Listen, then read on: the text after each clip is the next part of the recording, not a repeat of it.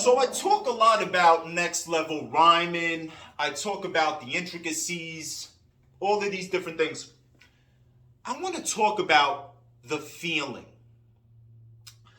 Here I am, a technical rapper, and I'm very focused on, I got to get my shit perfect. And, it's the summer. And as I mentioned, I don't know if I mentioned this yet, but I lived in an apartment where I made sure the whole building was me and my people. It was a 2-family building. I worked downstairs, and the top floor apartment became available. I told my boss I wanted it. She gave it to me. I got Logic as a roommate. Then I got my man Ski downstairs. Kid Matt was supposed to come in. He didn't come, so this kid Joe came in. Downstairs, they were graffiti writers. Upstairs, we were the music heads. Reason would come into the apartment eventually as well. So, this was a very creative space. Now, we would have Jazzsoon, who you know today as Jazzsoon. If many of you know of Nems, I'm sure you know of Jazzsoon. Jazzsoon produced... what was the album called? I don't know. The album with Nems, I forget what it's called, but to me, that's a classic album. Jazzsoon produced that. So, Jazzsoon. And I guess this is the what I want to touch on before I get into that. What I want to touch on is that, there's a video called "It Is What It Isn't," right? And essentially in that video, I'm talking about how it is what it is. Regardless of whether the person on the outside sees the end result of what it is, it still is what it is. Let me put it to you like this.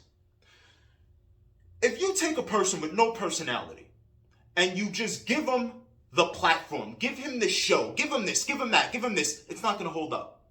Because the main ingredient was not there. You cannot make something what it's not by adding a bunch of different things. You can put as much icing and whipped cream and cherries on a piece of shit. It's not going to turn into a cake. So wherever Frank went, as soon as Frank would come into the crib, Frank was entertainment. It was just like, this he don't stop. Frank on level 10 is one hell of a thing. He's like, I don't know. He has like a connect to an infinite source of he has a child's energy.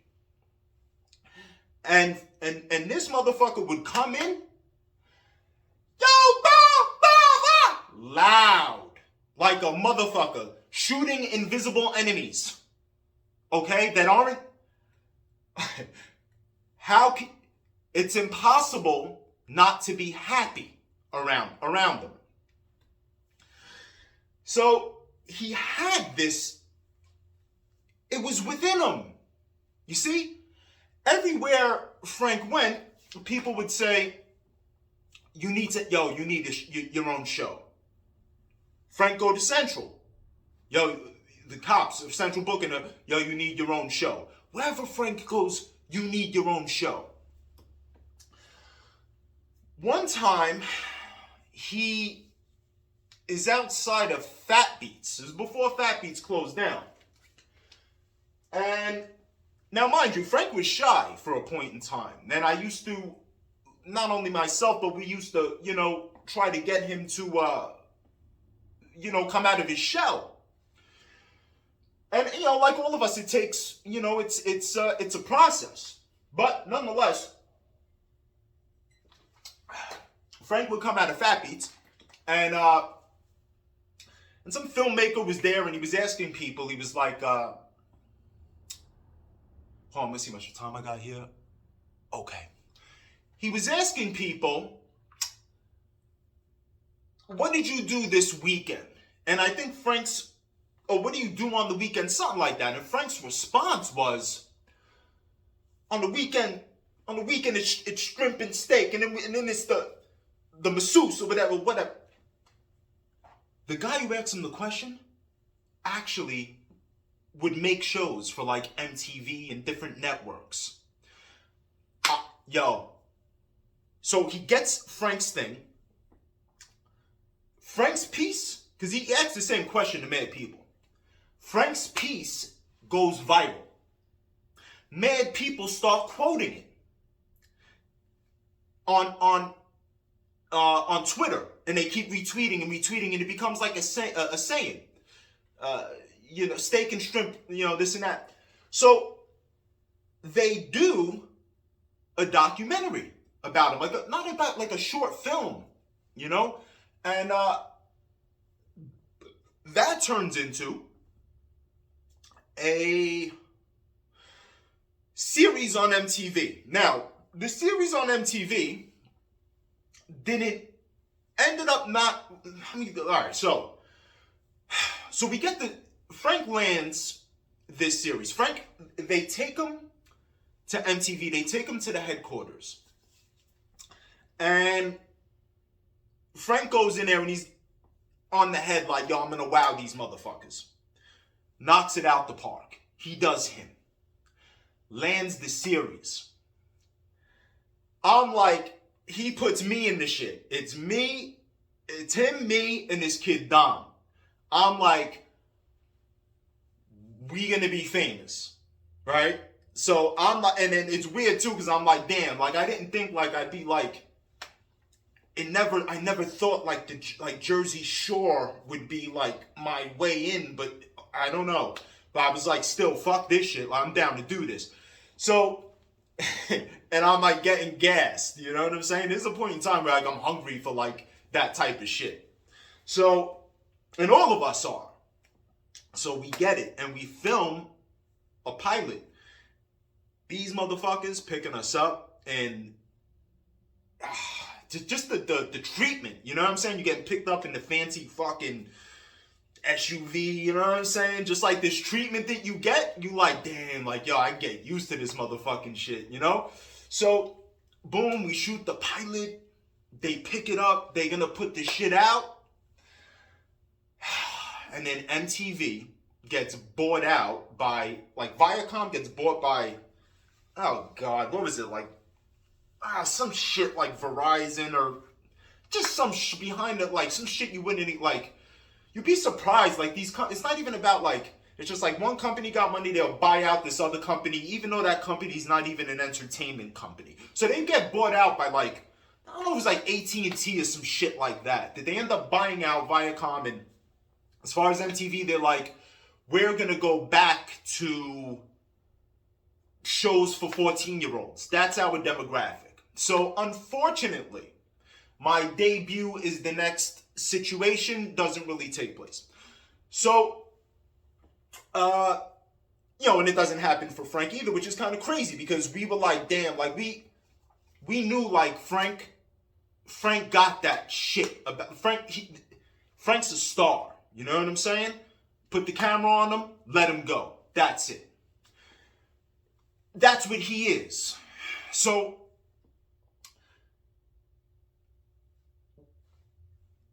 the camera cannot make you that. You either are that or you're not. So like I said, you can put as much icing on you want, on the turd, and ain't gonna turn into a cake. So, you know what I'm saying? That doesn't pan out. They shop to other networks, and it is what it is. We'll see what transpires, right? The book ain't written until, like, you understand? Like, the book's still being written. It's over when we decide it's over. So before all this is happening, Frank is coming to the crib.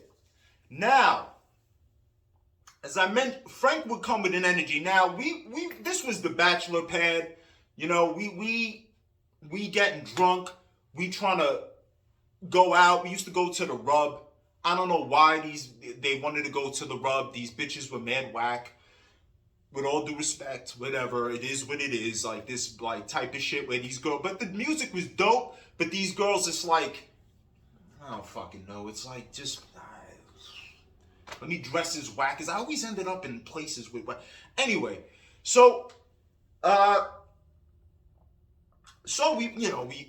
we do the liquor and all of this shit. You know what I'm saying? It was good times. We were wilding out. We were getting into trouble, doing stupid shit. But I think it was the first time that we all. It was kind of like what for most people would be like living in like a what them shit's called, like a fraternity. You know what I'm saying? Like it was kind of like that for us. Like that was like our fraternity. I hope I'm saying that right. But anyway, so Frank would come. Now we had the mic. Now, mind you, back to my main point of all of this. I would be very reason. We were perfectionists, and that tends to come from a lack of confidence. By the way. So we were perfectionists, right? And we a million takes. Still to this day, I struggle with this. 10 million fucking takes. X Tone Deaf, he'll tell you. X Fred Once from TME, he'll tell you.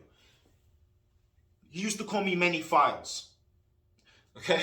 So, mad takes, trying to just get this perfect, because realistically, I don't even know what I'm looking for. Too heady.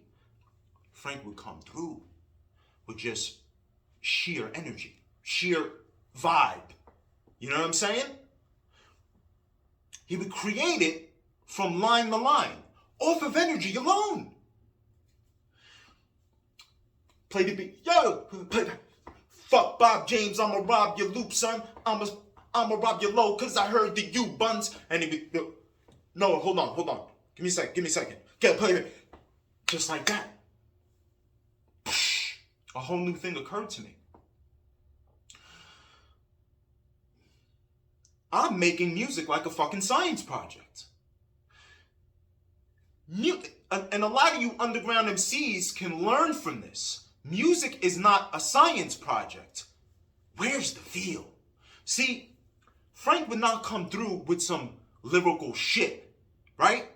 But Frank would come through with a feeling that would radiate through. His energy would radiate, and it would create like you just rocking with it. That supersedes lyrical ability. Now, naturally, I am into the art of MCing, so I'm gonna be what I am. But it was things like that inspired Cuckoo Crazy, where it was just like, yo, if he could do that, I should be able to do that. I could just kind of freestyle and come up with some shit for the moment. You know what I'm saying? Because that's how he would do it. And I just kind of started rocking like that. And I had a lot of joints that were made by that exact process of just going off of the feel. And that is going to make for the best kind of music. Because what is music? Music is a feeling. So when you're drawing from feeling, and you're not drawing from the thoughts of a scientist, okay, where you're just, damn, I'm gonna fucking, you're gonna have a better result. You know what I'm saying? It's gonna be a better feel, better vibe, better everything. Cuckoo Crazy was done that way. Look Mom No Pen on the Strength in Numbers album was done that way. Savage on the Born Again Sinner CD was done that way. The Savage remix was done that way. Maybe a little bit of. I haven't written rhymes, and I stopped. It's very rare that I'll actually like write or type something down. Once I found out Jay-Z wasn't doing it, I wanted to put myself to the challenge, and I was able to memorize the rap without actually using a pen. So I haven't written things for probably over 20 years, but. If I need to memorize something fast, like if somebody wants me to write something in the studio, like just so I can get it and lay it down, then I'll do that. Because I'm not going to spend mad time trying to memorize it. But for the most part, I don't write anything. But nonetheless, there's a difference between not writing things and and creating on the spot.